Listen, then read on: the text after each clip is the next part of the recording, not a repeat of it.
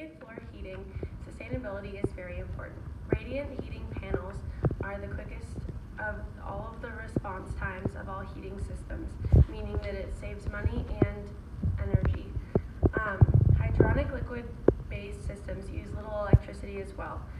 For off-the-grid people or with high electricity prices, you can use any system to heat the liquid, including solar, making it one of the most sustainable and efficient heating systems. There's pros and cons to radiant floor heating. Some pros are that it's energy efficient, it's virtually effortless to the user with no maintenance required, and a 30-year guarantee. It works on many different floor coverings, and there's a lot more freedom for design because you get more space without radiators and heaters.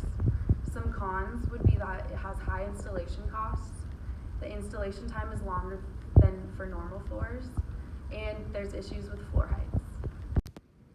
Alright, so there's three basic types of radiant heated floors. First off, there's radiant air floors, and this uses pumps to pump hot air through pipes that are embedded in the ground. This way isn't very efficient though because air can't hold that much heat, and so it's not very efficient to use. Electric radiant floors use electricity to heat up a filament that's embedded in the concrete or beneath the tile.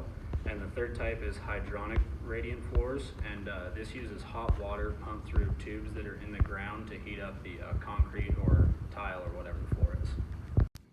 Radiant heated floors are mainly used in residential buildings